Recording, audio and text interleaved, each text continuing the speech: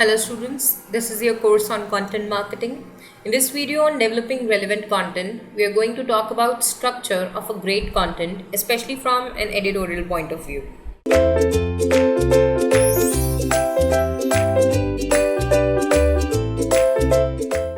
Now, what makes content great? First of all, from a content marketing perspective, the agenda behind creating any kind of content and then publishing and promoting it is to engage your target customers, drive traffic to your website, to your social platforms, and of course, achieve leads as well as conversions. So, every single piece of content that you're publishing is working towards building your brand image and achieving your content marketing goals. So, just about anything or something which is below your expected standards, below your expected quality level, cannot be published. Having said that, there are some subjective and qualitative assessments which must be done from an editorial point of view for every content format which is generated before it is published and before it is promoted. Now, good or actually a great content to begin with solves a problem, question through comprehensive, accurate, exceptional information and resources. And sometimes the problem could be as frivolous as search for entertainment, search for some fun. But a good content definitely has a purpose. A great content definitely solves that purpose. And that is like an acid test which every single piece of content that you are generating should pass. Nothing which is meaningless should be published from a content marketing perspective.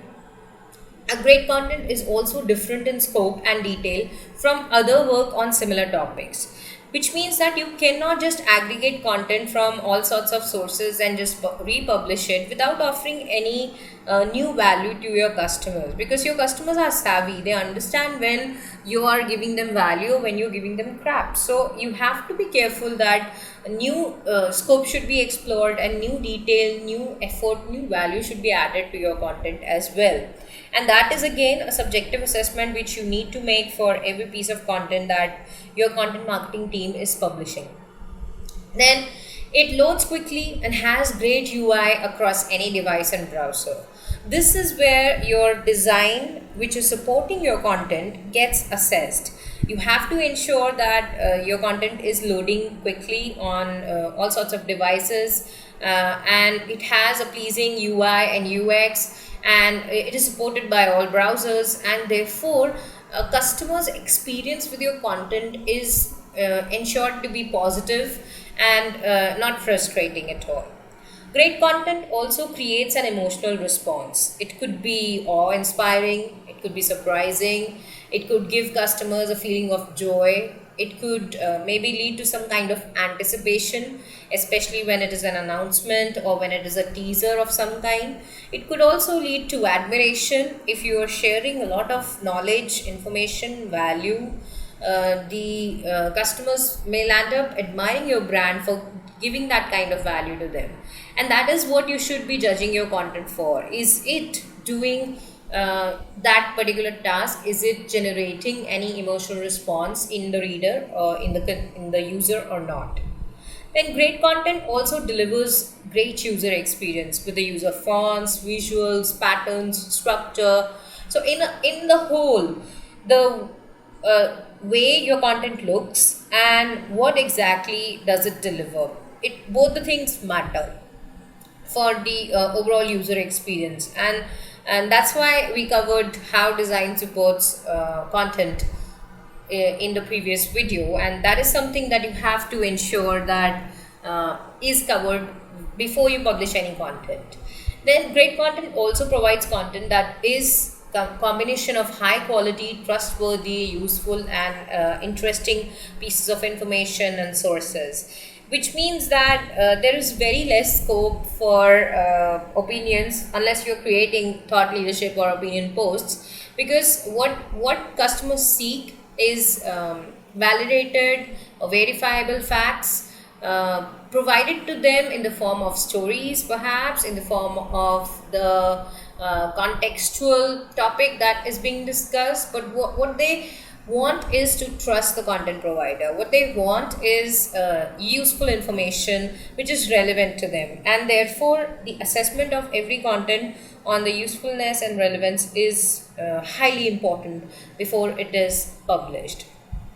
These guidelines, these attributes of a great content then can help you determine the structure of a good content that is to be published. So when we are talking about written content, because that is the majority of the content formats which you are producing, they're going to be written, except for the videos, podcasts, and webinars. Almost everything that you are publishing is a written content. So that is where you need to focus on the structure, and some of the learnings can actually be taken to the video and audio content as well. So it should have a clear and relevant headline, basically setting the context right, giving the customer the right information on what the content is all about. It should have main content categorized under subheadings. Glimpse of this we saw in the previous video when we were talking about design supporting the content also. It should be rich with relevant keywords to increase searchability of the content, because let's face it, you're again producing content because you want to engage your customers, and you won't be able to do that if they're not even able to find your content. So insertion of relevant keywords, making your content searchable, rankable, and accessible is also important, and therefore should be paid attention to when designing structuring your content. It's advisable to keep keywords in mind during the content development process, but if the content structure is being reviewed at the editing phase, then assessment as well as insertion of keywords can be done at this stage also. And it's not necessary to just have keywords in the main content. They could be part of the headline, they could be part of the tags, which are part of the content. Then supporting images, graphs, animations are also a indispensable part of the structure of a great content, because they form some kind of anchor and some kind of high retention aspects of the content, which can make your customers remember what you talked about and what your message was. The example that you see here is of different types of blog posts, event announcements, online resources which are available on a platform, and each of them have a relevant image attached to it. And by the image itself, you can get drawn in to that particular content and would want to check out what exactly it is about in detail. The same goes for images, graphs, and animations being included inside the content to support the message being delivered. Then sources and links, which could be from where you have curated the content, should also be part of your content's structure. And if it is 100% original content, then maybe that is not required. But if you want to further deliver value to your customers, you want them to explore more such resources that your company itself has offered, then including those sources through internal links or external links is important and should be considered as a must do point for checking the structure of your content. Metadata and tags is the next important attribute or aspect of the structure of great content.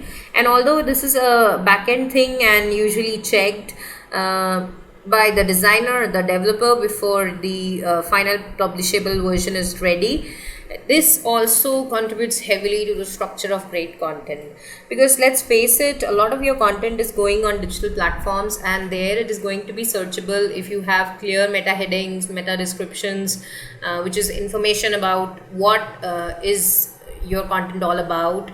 Then tags for your images, for your graphs, and any kind of media files that you have, and of course hashtags for improved searchability, rankability, and scope of shareability are very essential, very important when you are generating content for marketing purpose.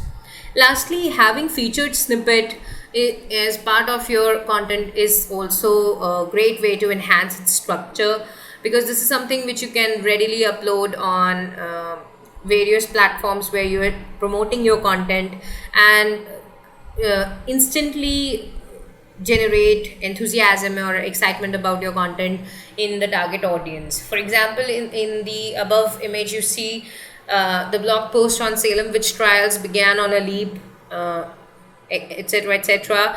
The heading itself is not completely readable, but the featured snippet, a single line where it tells that Marty recommends fiction and non-fiction titles about the Salem witch trials, is a featured snippet that gives you a clear indication what this content has to offer. And anyone interested in this kind of topic is going to therefore definitely enter into it and immerse into it.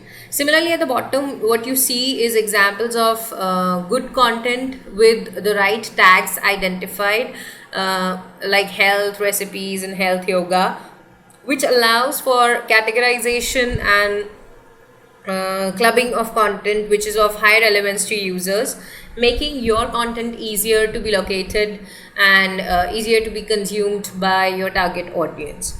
So, the structure of great content essentially is something that makes your users' content consumption experience good, positive, and highly enjoyable and value adding. And that is something that you have to keep in mind before publishing your any kind of content format for marketing purposes. So that's about structure of great content. Next up, we'll talk about content curation and how that can support your content generation activities and goals. Until then, thank you.